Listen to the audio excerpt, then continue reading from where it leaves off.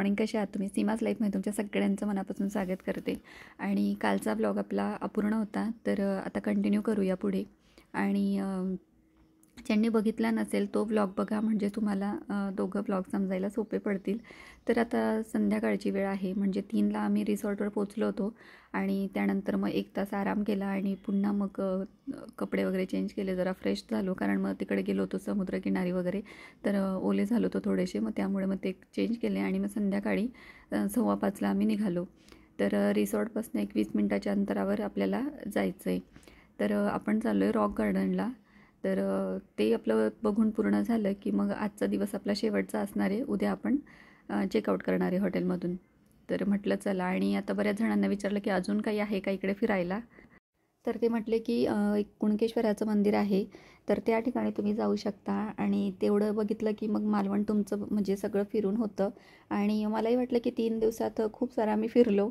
आणि 3 दिवस भरपूर होतात आपल्याला, आणि आपलं बुकिंगही 3 दिवसाचं होतं विसावा रिसॉर्टचं. तर त्यामुळे मग उद्या आम्ही चेकआउट करणार आहे. तर म्हटलं चला आता रॉक गार्डन राहिलेलं होतं आपलं बघायचं.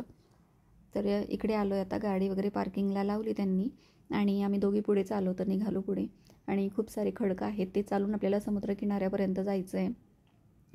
तर दाखवते तुम्हाला. आणि संध्याकाळी इकडे आलं ना, तो खूप छान असा सुंदर व्ह्यू असतो, कारण सनसेट पॉईंट म्हणून हा जास्त प्रसिद्ध आहे.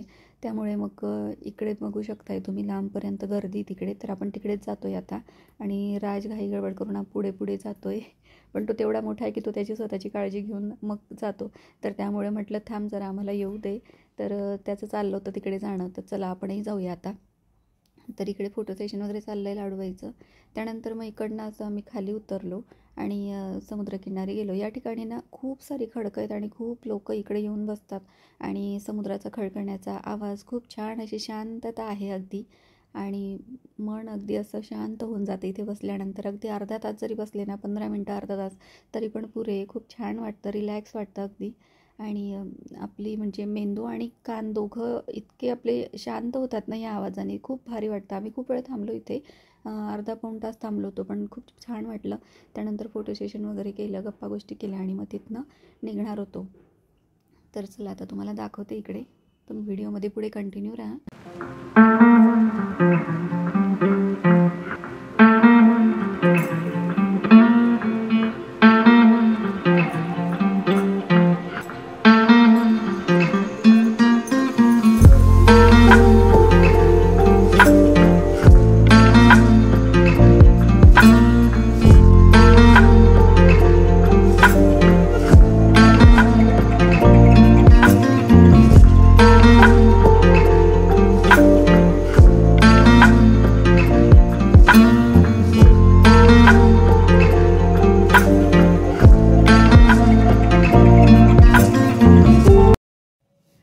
तर आता फिरून आलो आहे आपण तिकडनं. आणि इकडे थोडेसे दुकानं वगैरे आहेत, खाण्यापिण्यासाठी दुकान आहेत, आईस्क्रीमची दुकान आहेत. त्यानंतर थोडीफार खेळणी वगैरे असं आहे.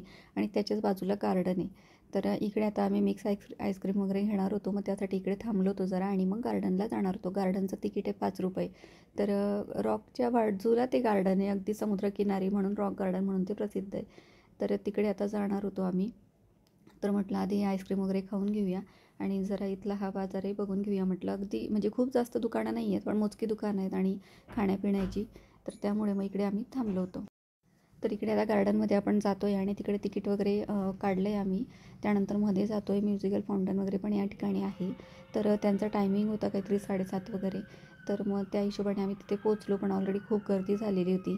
आणि म्हणजे एवढं म्हणजे 2-3 गाणी मोजकी ते लावत होते एकामागे एक. त्यामुळे म्हटलं ठीक आहे, आम्ही बऱ्याच वेळ तिकडे म्हणजे असं थांबूसं काही वाटलं नाही.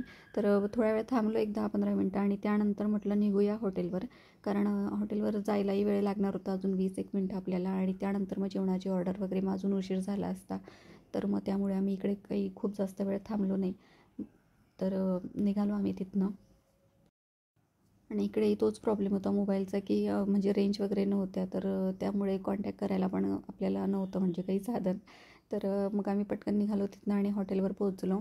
तर आता आलो आहे हॉटेलला. आणि इकडे आता जेवणाची ऑर्डर वगैरे दिली आम्ही. तर जेवणात आज आपण मागवलं आहे मटकीची भाजी, नंतर काजू मसाला आणि दाल खिचडी वगैरे असं मागवलं आहे. मटकीची भाजी खूप छान होती म्हणून आम्ही ती मागवायचो. तर फ्रेंड्स, आजचा ब्लॉग तुम्हाला कसा वाटला नक्की मला कमेंट्समध्ये सांगा आणि व्हिडिओ असेच बघत राहा. व्हिडिओला लाईक शेअर सबस्क्राईब करायला विसरू नका. व्हिडिओ